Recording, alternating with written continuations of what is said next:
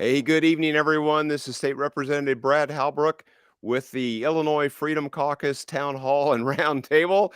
And Dan Calkins, thanks for dropping in. Hey, Welcome, Dan. It looks like it's just you and I and our special guest this evening. Spring break or the Easter break is about over, and we go back to Springfield tomorrow. What's going on? well, we're looking forward to, I guess, kind of looking forward to getting back. It's been a good 2 weeks. We've had a bunch of stuff going on in the district, working on a couple of issues. I've got still getting FOID card stuff. Of course, the lawsuit is going on with Second Amendment deal, and got another big issue up in McLean County on property taxes. So even though we've had a couple of weeks off, Brad, it's never a dull moment. Exactly. Well, and we've got a lot of stuff to talk about tonight with 2 or 3 really, really important issues and events going on. And so, Dan, we're always in a relentless pursuit of truth, logic, and common sense. And our 2 guests tonight are going to help us with that in their respective areas. And so, Dan, unless you've got anything else here, let's get this kicked off. I'm going to bring on Molly Rumley with Illinois Right to Life. Welcome, Molly. Thank you so much for having me. Yeah. So, Molly, you've got a bill that you're concerned about, and then you've got a rally in Springfield coming up right away. Dan, why don't we just give Molly the floor and let her have at it? Hey, good to see you, Molly. Welcome to our Tuesday Night Live, and we're just really pleased that you were able to make time to come on with us this evening. So, what's going on in your world? All right. Well, again, thanks so much for having me. And so Senate Bill 1909 was introduced at the beginning of this year. And what it does is it unfairly targets pregnancy resource centers or pregnancy help centers. Some people might know them as crisis pregnancy centers. And these are hubs of pro-life activity throughout our state. They do not offer abortion, and that is why the abortion industry is targeting them. And these are awesome little groups of, like I said, pro-life activity. They offer free ultrasounds, free counseling before an abortion, but also if a woman does decide to have an abortion, they're still there to offer counseling under those circumstances. They offer free pregnancy tests, diapers, wipes, parenting classes, strollers, you name it, they offer it to women at absolutely no cost and independent of any taxpayer dollar. So again, these are awesome centers. They do a lot of good work, and they offer vital resources to women who do not or would not want an abortion if they knew that they had the support and resources that they need. So in Illinois, we have virtually no laws regulating abortion at all. And so Planned Parenthood and the abortion lobby recognizes that these centers are cutting into their bottom line. And so they want to stop the hemorrhage by unfairly targeting them. And what this bill does is it requires, or I shouldn't say it requires, it allows the Attorney General to investigate if they are engaging in what they call deceptive practices or fraudulent practices, or withholding what they're calling material facts. And all of that is undefined in the statute or in the law, in the bill. Hopefully it doesn't become law. And it would hold them civilly liable for up to a $50,000 fine. The Attorney General could impound their records, and eventually, while an investigation is ongoing, and in which case it would force many pregnancy centers to close. And like I said, they're targeting these centers. So this is a really bad bill that will ultimately hurt women and children in our state. And so it is good to know that it is a very unconstitutional bill. It's extremely vague. Virtually nothing is defined in the bill. And on top of that, it unconstitutionally cools speech and tells pregnancy centers and sidewalk counselors what they can and can't say to women. And so this bill has passed out of the Senate committee and out of the Senate floor onto the House floor. And so we are looking at a committee hearing in the next few weeks, and then it'll go to the House floor for a vote.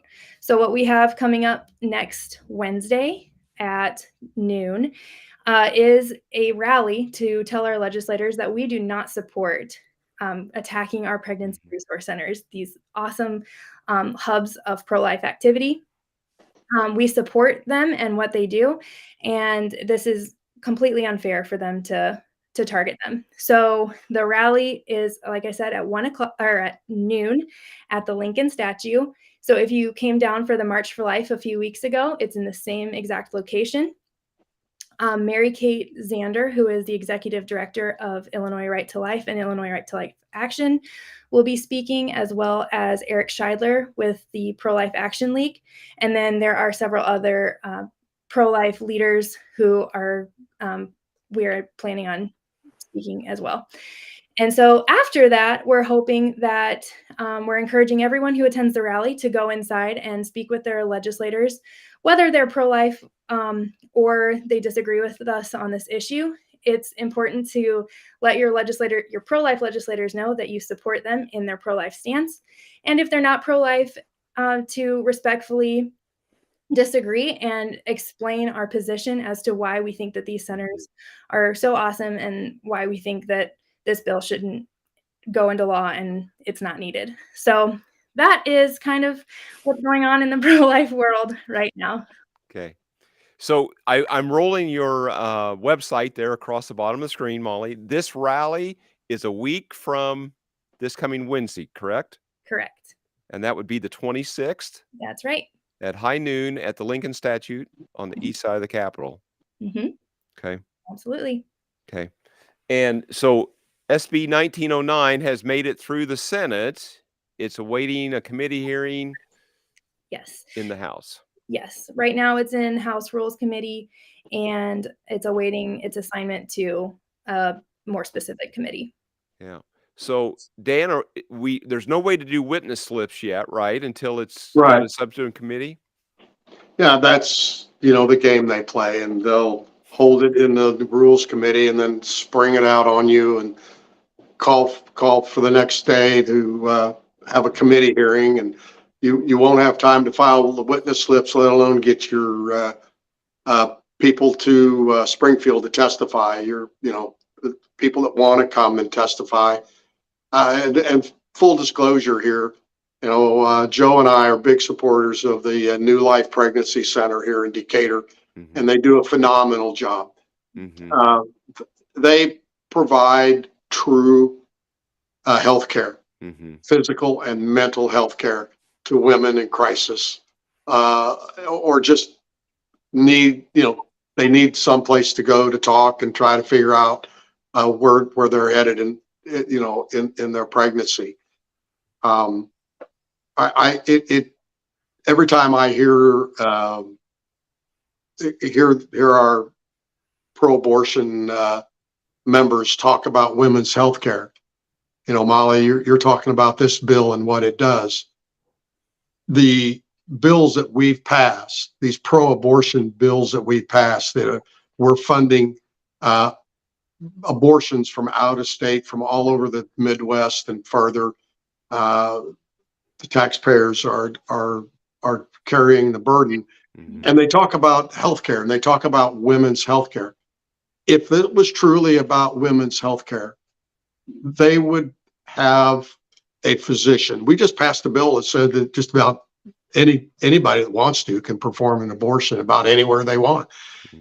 Mm-hmm. They're talking about our pregnancy centers and what they have to say and what they have to do, and what the penalties are.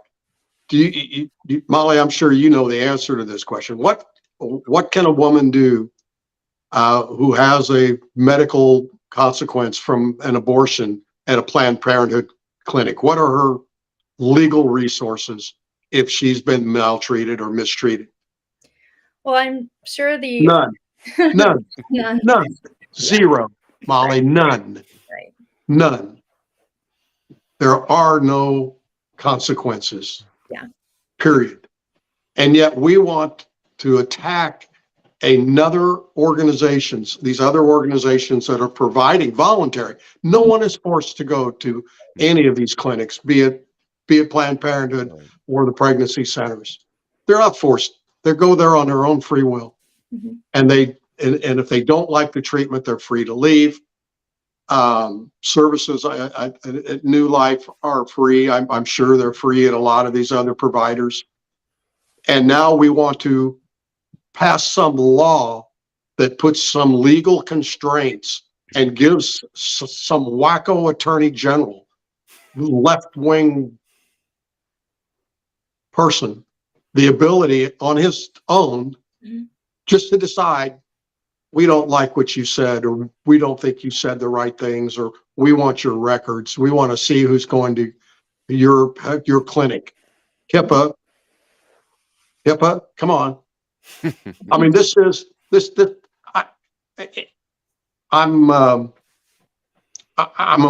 I'm just stunned. Yeah. I'm stunned that this actually got out of the Senate, first of all. We usually think the Senate is a little more sane than the House. But here we go.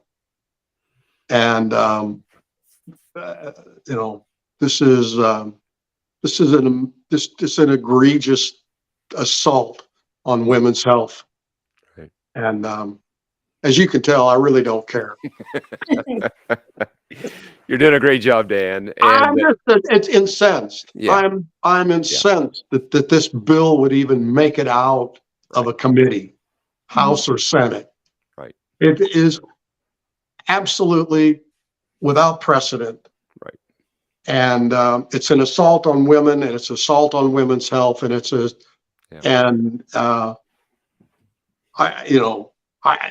these ladies stand up in the House floor and talk about women's health and women's health care, and then they propose and support this kind of garbage legislation. Yeah. Other than that, it's okay. Yeah. Yeah. Well, so a couple things, Dan. The Democrat supermajority is passing these bills. You said we pass these out. This is party line vote, right? And the Democrat supermajority is passing these bills.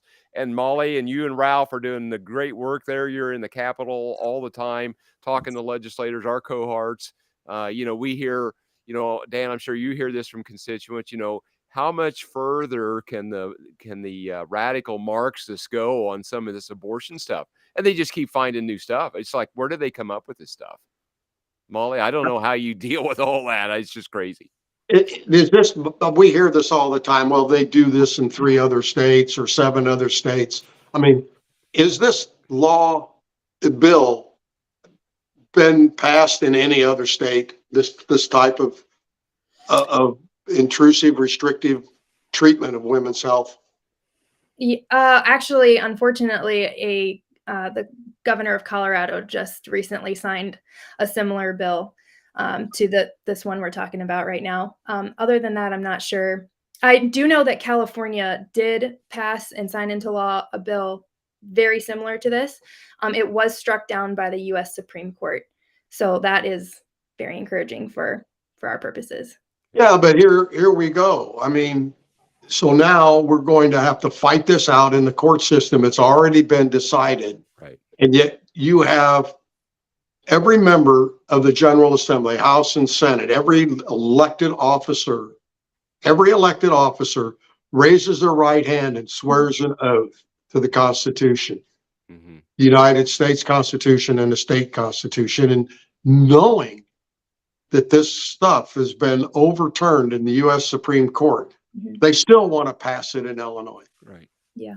I mean, and then now what do we have to do? We have to fundraise. We have to go get lawyers. We have to sue ourselves. We have to sue ourselves. Do battle in court to stop this stuff, because we pay taxes that fund the Attorney General's office and their 350 lawyers, the largest law firm in the state of Illinois. And we have to raise our own money to fight ourselves. I mean, there ought to be some repercussions for this. And, we're seeing it on the Second Amendment. They know full well what they're doing. on passing these anti-Second Amendment bills, and now this bill. So, I don't know. There ought to be consequences. Unfortunately, I'll say it again, that things haven't gotten bad enough in Illinois that people will stand up and fight these devils. Yeah. Well, Molly, we're scrolling your website across the bottom. That's where you can go to find stuff. Dan, it doesn't matter. All these blue states, DC, they don't care about the Constitution. They don't care about the law. They're going to pass whatever they want to pass. And then we end up doing battle in the courts that cost us more time and money. It's just insane. It is. It Molly, really any is. closing comments, Molly? And we're going to let you go.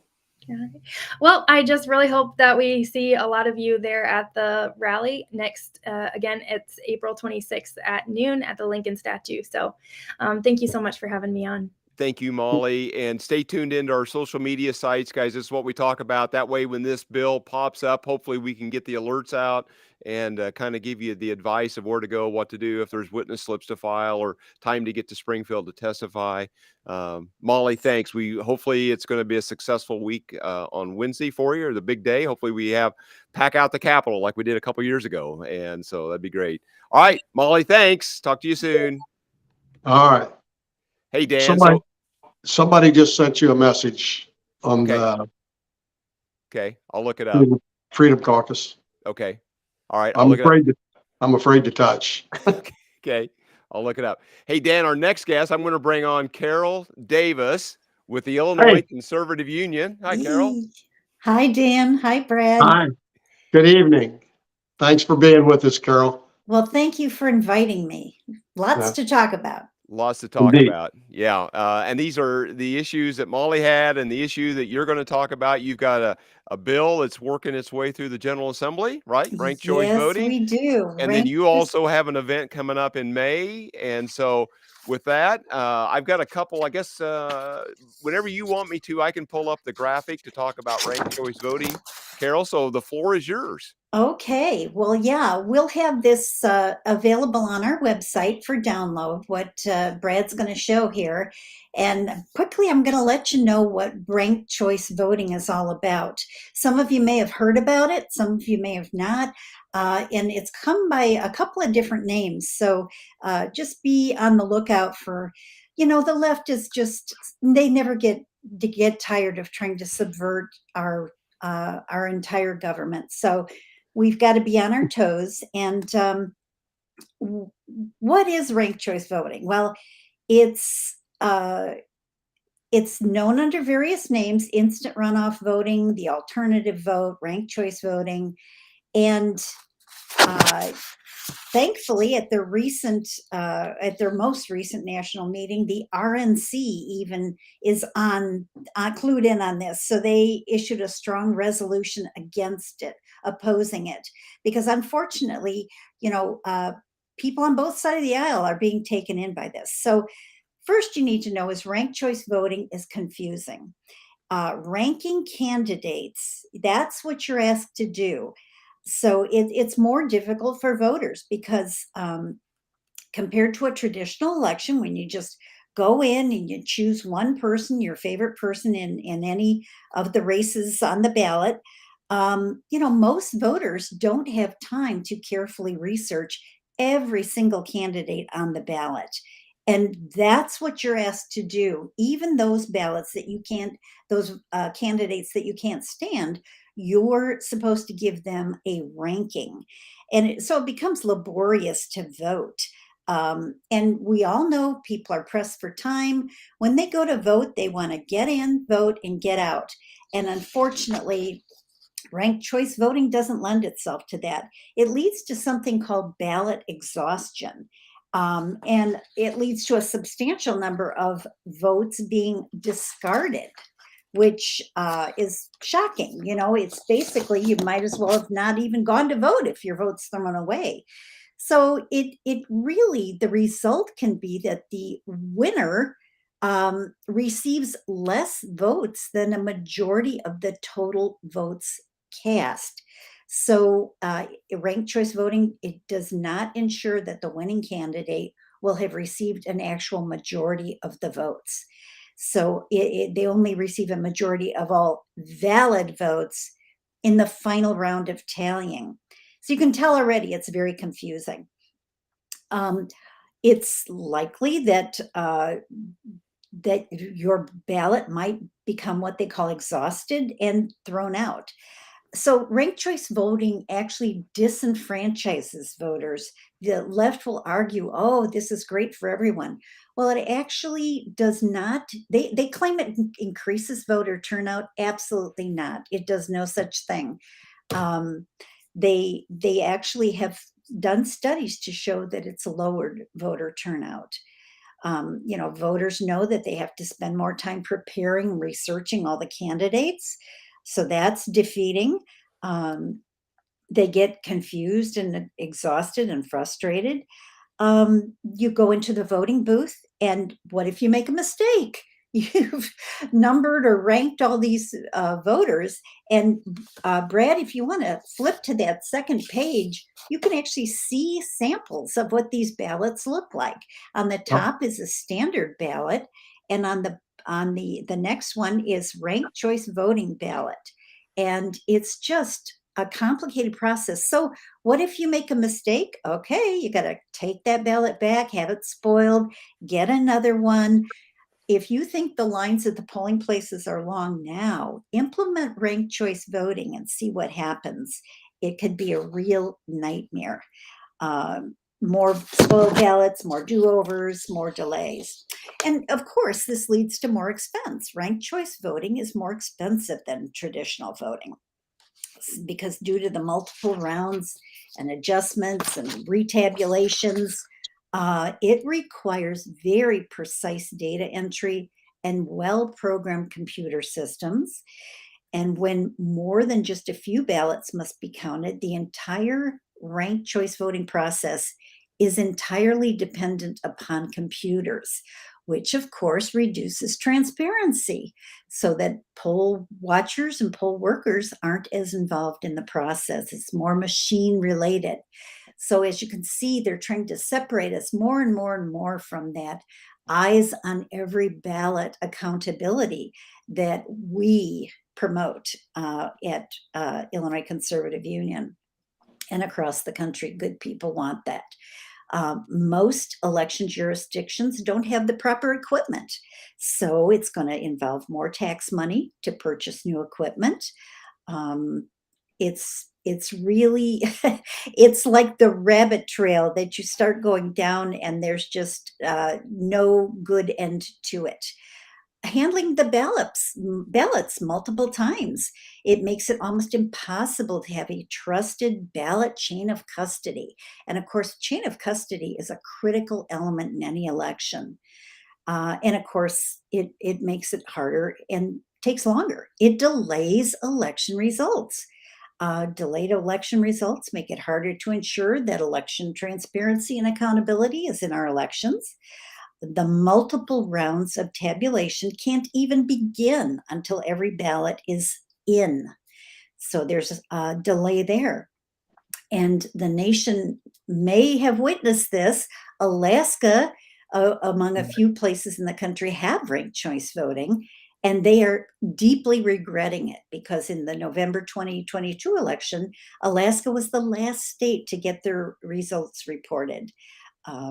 So what can we do? Well, right now we've got, legislation that's going to be coming up for a hearing, a subject matter hearing this Wednesday, the 19th at 2 p.m. And so we have an opportunity on this to file witness slips. And the bill number is SB 1456, SB 1456. And we are asking everyone to jump online, get those witness slips filled out to oppose this bill. I think we've had 3 ranked choice voting bills brought up in this session. And thankfully, we've got a statewide coalition that's been working together, started by Andy Backer at Illinois Opportunity Project. Illinois Conservative Union is a part of that. Several major organizations, AMAC AMAC Action. They're a great group. And I tell you, those people are on it. So when you give a call to action, they are busy filing the witness slips and making their voices heard.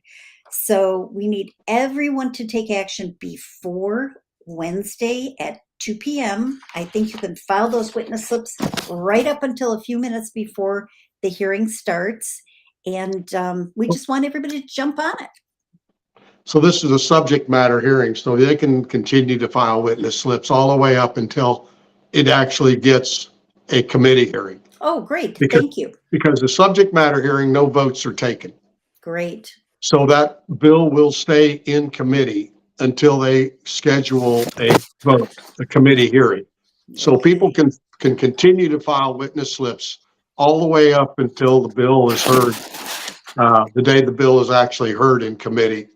This is a subject matter hearing, which is a public hearing for information, to gather information. And So I encourage people to watch if they can, because absolutely, we need to be the ones that are educating not only our friends, our family, our neighbors, but you know what? We need to educate our legislators, because, you guys are busy. You can't keep up with everything. It's like drinking out of a fire hose. And, some people think, hey, this might be a good thing. Well, we need to help them understand that it's just one more way to remove the one voter, one vote system that we so cherish in this country. So I'm sorry, go ahead, Dan. No, go, Brad. So Carol, if I've got this right, so let's say there's a governor candidate, Republican, Democrat, Libertarian, Green Party, there may be 4 or 5 candidates. And instead of just marking one spot for your choice of those 3 or 4 or 5 different candidates, in a ranked choice voting system, you would go through and kind of assess them a number that you would say, this is my first or second, third, fourth, fifth pick. Do I have that right? Yep, you have that exactly right. So you end up making a mark on your ballot for people you can't stand. No, but do you have to? This is a question. So there's 3 people, or even if there's just 2 people on the ballot, do you have to vote for both of them? You have to give a 1 and a 2? Well, vote no for the one's one going to person? come and arrest you if you don't. But the No, but- problem is that your ballot's going to get thrown out if you don't. How can they throw my ballot out if I only voted for the one person that I want? Well, then if that one person isn't in their, round of voting, then it's not going to be included when, it gets very, very complicated. That's why we encourage people to download this handout that we've got, because it's got graphics on it that actually show you the process. And seriously, people who are not the majority of the votes end up winning these races. It's just a mess. It's an absolute mess. And there's no accountability. I guess I don't understand. So there's 2 people on the ballot, and I only want to vote for one of them. So I only vote for one. I vote for Brad. I don't vote for Mike. And I put my ballot in. I only voted for one. I gave Brad my vote as number 1. I put him down number 1. And I didn't give Mike a 2 or a 5 or a 0. I just didn't fill anything out by Mike's name. Is that okay? Well, yeah, I mean, if there's only 2 candidates, then there won't be multiple rounds. But you've got to remember there's multiple races on those ballots too. And this is where it gets so messy. I highly recommend, in fact, I will send links to some videos that the people in Alaska have done that walk through how the process worked for them, or didn't work well for them. And the videos make it a little bit more clear to understand. It's where, you have one ballot with multiple offices on it. So say you've got one office that only has 2 candidates. You select your candidate.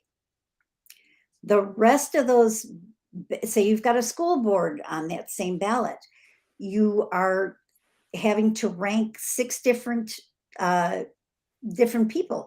If you don't rank them, there's a chance that the rest of your ballot is not even going to be in one of the final rounds of tabulating. So it really gets murky the more candidates there are for different offices, right? I mean, if it's only a couple of candidates, not as murky or cumbersome there. But when you get into, and what'll happen, right, is they will dilute the ballot with lots of names, right? There'll be 4 or 5 names. And so maybe the clear-cut winner, or maybe the obvious candidate, or somebody that looks like the best choice, may not stand a chance just because of this whole, the way I understand it, the computation or the tabulation of these rankings throughout the whole ballot. That just seems bizarre to me. And I know, Dan, this seems very, I mean, to get our heads around this. It's a That makes nightmare. sense. It does not make any sense. And the people who there's big left-wing money behind pushing this all over the country. We've been fighting it all over the nation. And you know how it is. They just pick talking points that make it, oh, this is great. Right. You know, it's going to open it up to more parties. You know, now you're going to have, you know, the Green Party and the Constitution Party and, you know, all these different parties. So that's when it starts really diluting the votes, is when you've got, you know, that kind of numbers, those kinds of numbers of candidates. Right. Well, they still can, but we still, the Green Party and, I mean, these other groups can get on the ballot. They can get on the ballot today. They can pass petitions and get on the ballot. Absolutely. And Absolutely. there's nothing that prevents them from getting on the ballot. And in fact, during this COVID emergency, we made it easier for third-party candidates to get on the ballot, just to try to help make it simpler so they didn't have to get, I mean, I think they had to get fewer signatures than I had to get. Right. I mean, it makes no sense. Right. So who, and I've also heard talk that this is unconstitutional, particularly I think in Illinois in our Constitution, where it's, you know, where things are set up. Do you have attorneys that are advising you on the constitutionality of these bills? Well, not as much as we would like in Illinois, because we're, you know, not a battleground state. So of course, the big national groups are focusing more on fighting ranked choice voting in some of these other more critical states. That's why we, the people here in Illinois, you know, we have to really stand up. Now, there were tens of thousands of emails sent with the last couple of ranked choice voting bills that they tried to float this legislative session. So, you know, I can send you the bill numbers so you can see what those kind of numbers are. And that's where the strength of this coalition comes in, because it's really an education process. You know, they know how to use the right language on the left to fool people into thinking this is a great thing. And again, it's nothing but a nightmare, leads to frustration, leads to more cost, leads to people not voting. It cuts down on the number of people who are going to vote. Okay. Yeah. So it looks like Dan had to step away for a second. We're rolling your website across the screen there, and they can find out all about this, right? And you've probably got links to some different videos and different explanations there. Absolutely. And so again, the subject matter hearing is Wednesday at 2:00. Right. What committee is it? Elections and Ethics? Is that the committee it's yes. in, or Elections and Ethics? Yes. Okay. Yes. You can go to ilga.gov, and there's Dan. We'll bring him back on screen. Sorry, I'd step away there. That's And okay. I know for sure Andy Becker from our coalition from Illinois Opportunity Project, he's going to be testifying in person. Okay. So, and I think a few others. We're working with some national groups, Election Transparency Initiative and a few others. So, yeah, please, again, the bill number is SB 1456. Okay. Sorry about my shuffling papers here, but I got to have my notes. That's And just jump on it, folks, and get your friends and neighbors engaged. right. I've been seeing posts on social media with the links to file witness slips. Right. So it's really important. Right. So, and along those lines, we've got our summit coming up.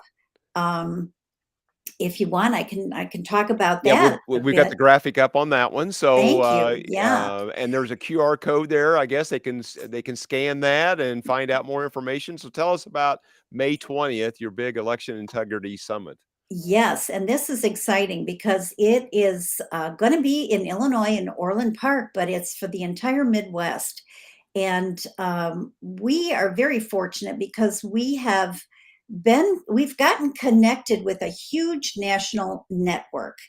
And it's Cleta Mitchell, who was Trump's lead attorney in Georgia after 2020. And right after 2020, we started strategizing about what can we do to get these things back on track. And so the Election Integrity Network was formed. And as part of that, last year I ran all over the country helping CLETA hold summits, election integrity summits. And several organizations were involved in doing those. And we're having our own now. So we're fortunate. Our keynote speaker is the wonderful Ken Cuccinelli. He is the national chairman for the Election Transparency Initiative. They are doing great work all over the country fighting ranked choice voting. So he'll probably be talking about that quite a bit. And we're going to have wonderful speakers and trainers. And this isn't just talk. What it is, it's an overall program for election integrity. And the key is to form election integrity teams, task force committees in every single county. Because when an election goes off the rails, folks, it goes off at the county level because that's where our elections are administered. Mm-hmm. So you think about it, when you hear about problems, it's Maricopa County, Broward County, Fulton County, so Cook County. So if an election's going to go haywire, that's where it's going to go haywire. And that's why you need those local task forces. So at the summit in the morning, you'll get the overview of what a program is, how to look at your vulnerable voters in senior care facilities, group homes, rehabs, how to work with legislators, how to clean the voter rolls. That's a huge issue, making sure that our voter rolls are accurate. And so all of these components will be an overview in the morning, and then in the afternoon, deep dive breakout sessions. So say in the morning you hear, oh, vulnerable voters. Yes, this sounds like something I could really help with. I really want to help seniors not to have their votes stolen. So in the afternoon, you can go to the breakout for vulnerable voters, and you will get step-by-step action plans for implementing a vulnerable voter program in your county. And we're going to have Lynn Taylor. You've probably heard of the Virginia Coalition and the Virginia model. They had great success in November 2021, taking Virginia from what had once been a red state became a blue state. Well, they're dragging it back to the red side, and they're making it more conservative with every election. And that's because of the Virginia Coalition. And Lynn Taylor is the chair of that and was instrumental in the formation of the Virginia model and the Virginia Coalition. Ned Jones from the Election Integrity Network, CLETA's organization, is going to teach everyone about what kind of third-party organizations are infiltrating your local election office and what you can do about it. Willard Helander is the former clerk of Lake County right here in Illinois, and she leads our voter list maintenance working group here in Illinois. They are doing phenomenal work, and you're going to be able to hear and learn from her about what that team is doing.